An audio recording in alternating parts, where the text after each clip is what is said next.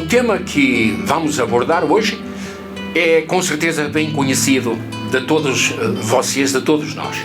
É um tema que você com certeza já participou, já escutou, já entrou em formação e repetidamente você participa.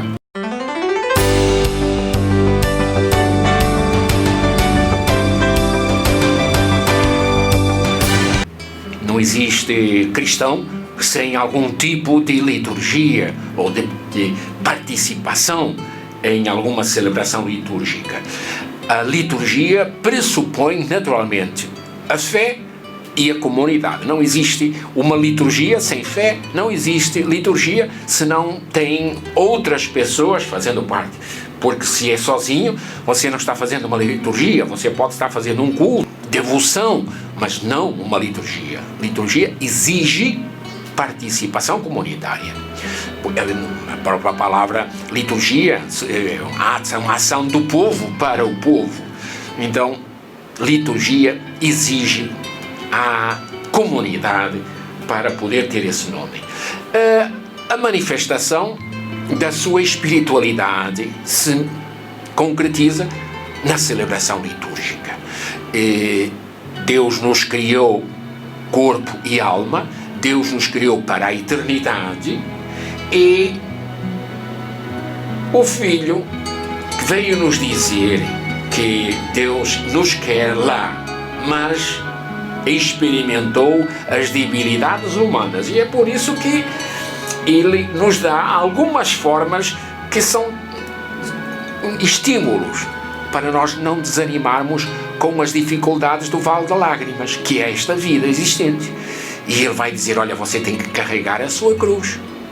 Vai haver dificuldade. E o caminho do céu não é muito largo, não é muito espaçoso, não é baixando, é ao contrário. É tortuoso e é subindo, é difícil. E nos faz ter uma espiritualidade que deixa de ser intimista para ser comunitária. Uma espiritualidade que nos faz conscientes dessas três dimensões. Deus que me criou, eu com os meus dons e as minhas dificuldades, e o meu semelhante, a começar pela minha família, o irmão, que, como eu, está nesta caminhada. A liturgia por excelência na Igreja Católica é a liturgia eucarística, a Santa Missa. A Eucaristia, o Papa João Paulo II escreveu: a Igreja vive da Eucaristia. Muito bem, vamos nos fixar na missa e deixar a celebração da palavra um pouquinho de lado, porque a liturgia por excelência é a celebração da Santa Missa. Em 1963, o Concílio Vaticano II, nos documentos, manda um documento chamado Sacrosanctum Concilium. Está aqui, 1963, gente. Eu tinha, nesse tempo, 9 anos. Mas eu ainda sou do tempo em que a missa era em latim. A única coisa em português era o Evangelho e a homilia do padre. O resto era tudo Dominus vobiscum et conspiritum tuum. Então, sursum corde, corações ao alto. Eu ainda me lembro de tudo isso. Não porque eu estudei, porque quando eu me ordenei sacerdote já não existia. Mas a liturgia era tridentina, do século XVI, e não mudou. Só foi o Vaticano II que fez a mudança total. Só para ter-te uma ideia, nenhum leigo podia entrar na parte do presbitério. Na nossa igreja de Santo Antônio, o presbitério é onde está o ambão, de um lado, e aquela arcada com os milagres de Santo Antônio. Ninguém podia passar lá de baixo da Assembleia para cima, só o padre e o sacristão. Essa ainda tinha umas grades que não deixavam, você ia comungar ajoelhado nessas grades, ninguém entrava. Então uma liturgia muito mais de mistério do que de participação consciente, ativa dos mistérios da nossa redenção, que a Santa Missa é esse mesmo, a celebração da morte e a ressurreição de Cristo. A missa que era em latim passou a ser em português, na língua de cada nação. Os leigos começaram a poder participar. Houve uma mudança radical. Se você quiser estudar um pouquinho mais, é só pegar, existe só estes aqui são todos os documentos, mas o Sacro Santo Concílio é só um livrinho pequenino. Você pode ver, eu vou dar só um exemplo. Há dias não, acho que foi o ano passado, nós reclamávamos que uma determinada comunidade fez lá uns desenhos na igreja que eram meio assim esquisitinhos. E aí os padres interferiram, disseram, pode, tem que mudar essa pintura. Está fundamentada no documento do Vaticano II sobre a liturgia. A arte sacra tem que ter um mínimo de condições para ser considerada arte sacra. Então isto são muitos detalhes que o documento Sacrosanctum Concilium ofereceu para a Igreja. Temos aqui um outro documento que é importante, Evangelii Gaudium, não é? Evangelii Gaudium, a alegria do Evangelho do Papa Francisco. É sobre a dimensão da Palavra de Deus na Santa Missa. As duas partes, então. A primeira parte, a liturgia da palavra, a segunda parte, a liturgia do altar, a liturgia eucarística.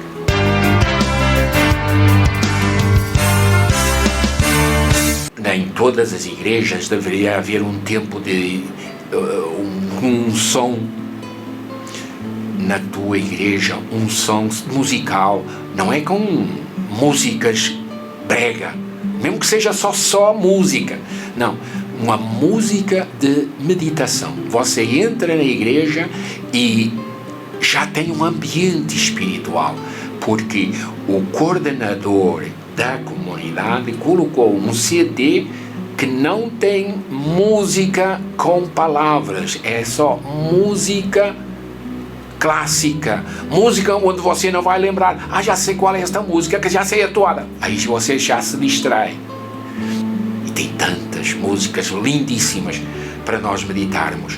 Então, música de meditação deveria ser o início de todas as comunidades, de toda a celebração. O povo entra na igreja, entra na capela e já está em sintonia com o espiritual.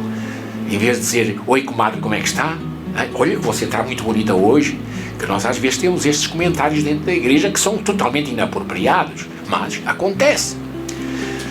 Você entra e então você faz a sua genuflexão. Se tem água benta, você faz o sinal da cruz. Se você traz filhos, vocês ensinam ele a fazer a mesma coisa. E a música faz com que você se acalme.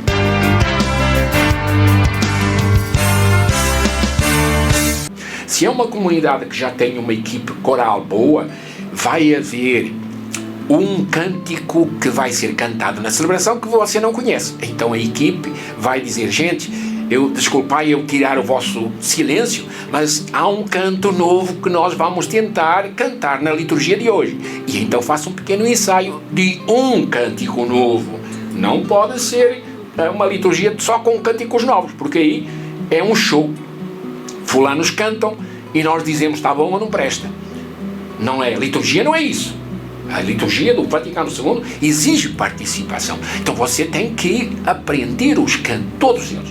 Se há um novo, então, antes da celebração, fazemos uma pequena prática, um pequeno ensaio, para a gente captar a melodia e saber um pouquinho da letra que esse canto tem. É a preparação para a liturgia. Você, em casa, já disse ao seu filho, ei, não venha aprontar na igreja, não me faça passar vergonha. Então, se você quer ir no banheiro, vá agora. Não leva brinquedos para a igreja, porque na igreja não é para brincar. Para a igreja é para a gente estar concentrado. Mas mamãe, o padre é muito chato, demora muito tempo. Meu filho, nós temos muito outro tempo aqui em casa para brincar. Na igreja, nós dedicamos a Deus o que é de Deus. Portanto, liturgia de domingo é obrigatória para mamãe, para papai e para os filhos. Mas ele é muito pequenino e chora. Bom, Se ele é muito pequenino, se tem meses e chora, naturalmente a mãe tem que ter um pouquinho de sensibilidade e tem que ver, opa, o meu filho tem todo o direito de chorar, mas a comunidade tem todo o direito de não ser perturbada. Então eu pego no meu filho, vou para o fundo da igreja, saio um pouquinho, acalmo o meu filho, e quando ele já está calmo, eu volto.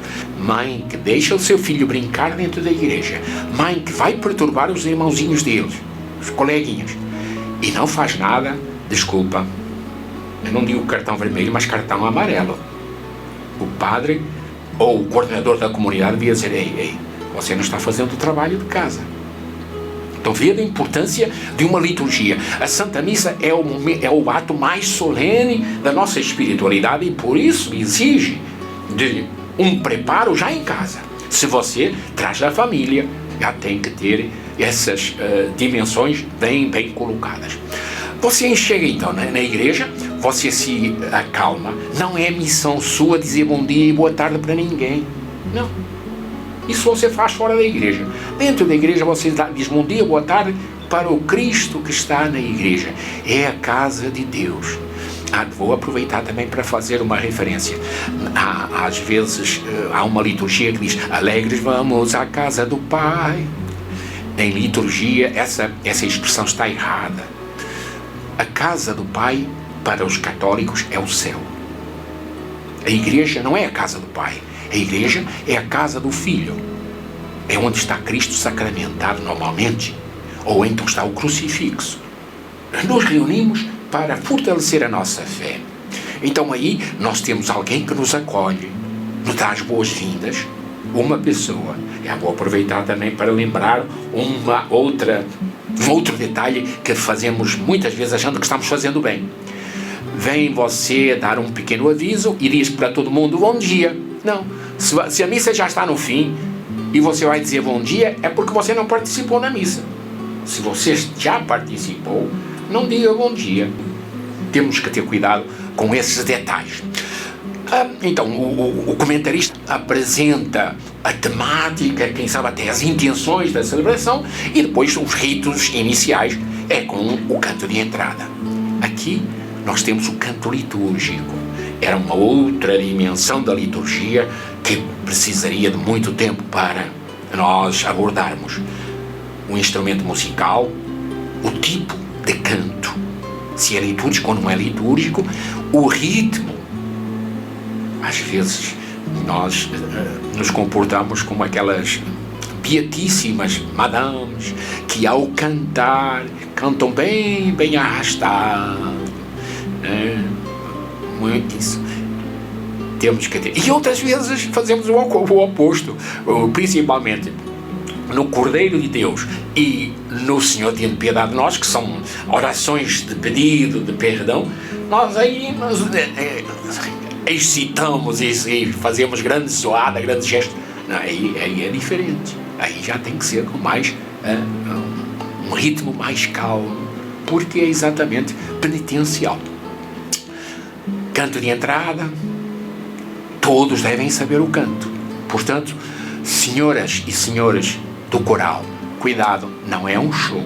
Vocês têm que ensinar pelo menos o refrão para que toda a comunidade possa responder.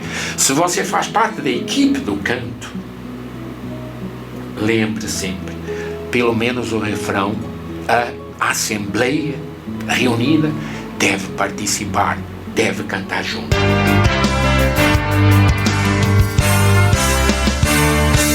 Lembrem que não se deve fazer duas vezes, em nome do Pai, do Filho e do Espírito Santo, em nome do Pai, do Filho e do Espírito Santo, porque tem uma canção que repete. Não é litúrgico, deveria ser só uma vez. Nós invocamos a Santíssima Trindade, Pai, Filho e Espírito Santo.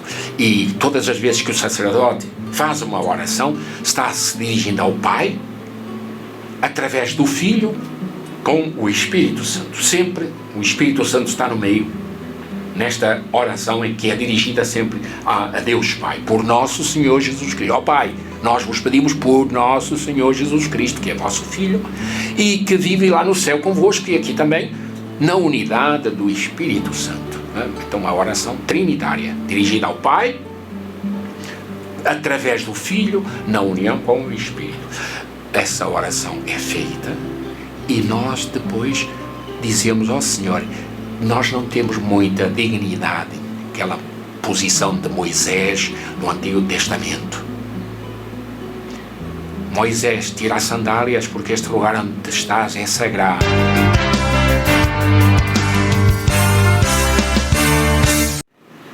Ato penitencial é nós dizermos, fazer uma nossa reflexão.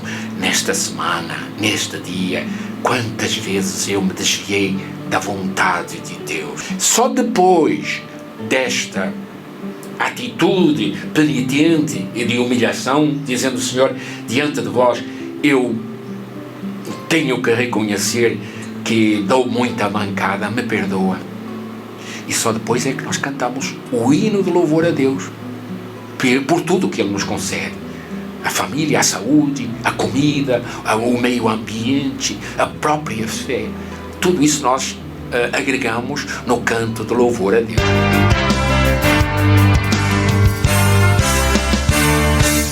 Cuidado que alguns dizem que o hino de glória muitas vezes não é litúrgico, foge, glória a Deus nas alturas e paz na terra aos homens por Ele amados. Então a gente às vezes pega uma outra letra e outras palavras que não são bem litúrgicas, então tem gente que diz assim, cuidado, mas porque também você pode, em vez de cantar, também pode rezar. E nós temos católicos que não sabem rezar o glória a Deus nas alturas. É claro que o ideal é sempre cantado, mas durante a semana, se vai haver glória, não precisa de ser glória cantado, não é obrigatório. Mas o hino de louvor, naturalmente, ele pressupõe um sentimento de júbilo, de alegria. Glória a Deus, e glória a seu Filho, e glória às bênçãos que a gente recebe. Então nós damos louvor a Deus diante da sua presença. O Padre termina essa parte com uma oração, e essa oração nos predispõe para escutar a palavra. Às vezes o Padre Manuel faz coisas que a liturgia, o santo não aprova, mas exatamente para trazer a Assembleia para o que está sendo rezado, o Padre Manuel diz, olha, vocês têm um folheto, têm essa oração, vamos rezar juntos. Não é muito aconselhado fazer isso. Mas por que às vezes o Padre Manuel faz? É para levar você a rezar com ele a intenção da celebração. A Igreja pede que haja um pequeno momento de silêncio, porque é nessa oração que nós colocamos as nossas intenções pessoais, as intenções da comunidade e também aquelas que vão ser depois lidas na oração dos fiéis.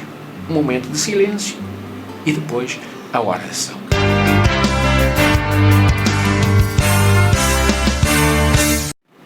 O momento das leituras é momento de ficar sentado, porque vamos escutar a palavra de Deus. Primeira leitura, segunda leitura e salmo. São instruções. Depois vem já a proclamação do Evangelho. E aí já é de pé que nós ficamos. Em digamos, respeito ao momento de escutar Cristo falar. É interessante que nós lembremos que na celebração da missa o Padre está em vez de Cristo, em persona é Cristo, em lugar de Cristo, mas é na pessoa de Cristo. Então o Padre representa Cristo, não apenas quando ele está celebrando a liturgia, mas ele também representa Cristo e apresenta para nós quando ele consagra o pão e o vinho. Então, o Padre faz as vezes de Cristo. E é preciso ter muito cuidado, senhores padres, eu inclusive, para que na Santa Missa não seja o Padre a brilhar, mas seja o Cristo a brilhar no Padre. Então, às vezes, estes shows que nós temos na Igreja, temos que ter cuidado. Quem é que está brilhando? É o Padre fulano de tal, não deve ser, não. Deve ser Cristo que brilha. Então nós sacerdotes, temos que ter muito cuidado para não tirarmos o foco de Cristo na celebração. Pronto, leituras. Uma outra dimensão que fazemos errado é a gente olhar sempre para baixo. Raramente a gente olha para a Assembleia. Isso é um erro sério que tanta gente faz.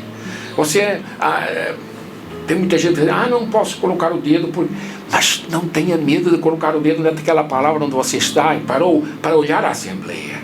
Assim você está trazendo a atenção da Assembleia para a leitura que você está fazendo.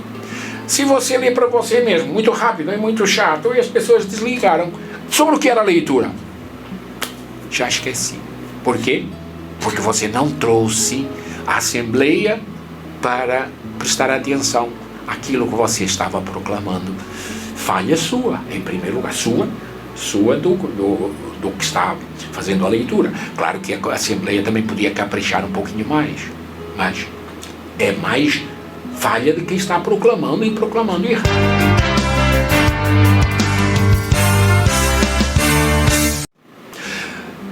Salmo, nós temos agora a moda de cantar todos os salmos, que realmente é o certo seria cantar, mas quando você não sabe direito, por favor, não cante o salmo. É muito melhor rezar o salmo pausadamente do que cantar salmo fora de tom.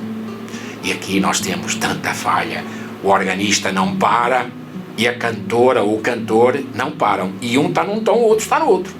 E não param, lá vão eles. E então, em vez de ser um salmo de louvor, as pessoas dizem, meu Deus. Claro que também temos que lembrar que tem pessoas que não têm ouvido. E o organista dá o tom em lá e você toca em dó, ou canta em dó. Aí vai complicar, porque ele não vai saber fazer a transposição, e aí complica. O salmista, se não está preparado também, é melhor não inventar. E tem músicas, refrão de salmo, que é estapafúrdio. Tem que ninguém vai conseguir lembrar. Então, o segredo de um bom salmo, um refrão, é simples, para que a pessoa com facilidade capte a melodia e também as palavras. Abençoai, Senhor, o vosso povo. Pronto.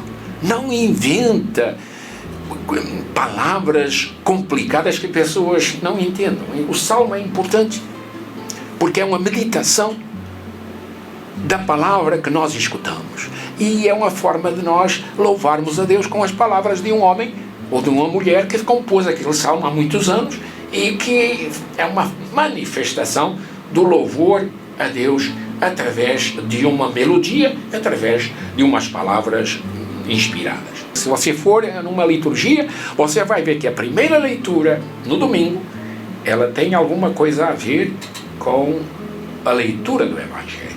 Já a segunda leitura, ela é um pouquinho mais diversificada e leva a uma outra reflexão. Depois das duas leituras, nós temos então a aclamação. Na Quaresma não existe aleluia, mas no tempo normal a gente canta aleluia. Aleluia só na Quaresma é que não.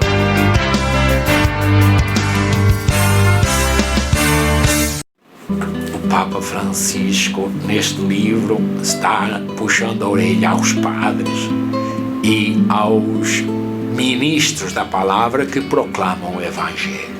Ele está dizendo, façam a coisa bem feita, proclamem o Evangelho sabendo o que estão falando, não procurando as palavras, tem que estar bem preparado.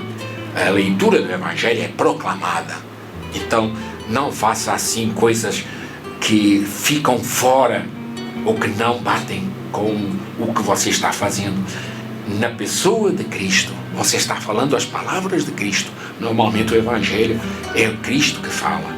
Então, faça questão de proclamar com nitidez, pausadamente e com os olhos fixos também na pessoa, na Assembleia, nunca numa pessoa só, na Assembleia, as palavras que Cristo, que você está proferindo como Cristo, estão sendo dirigidas a cada um.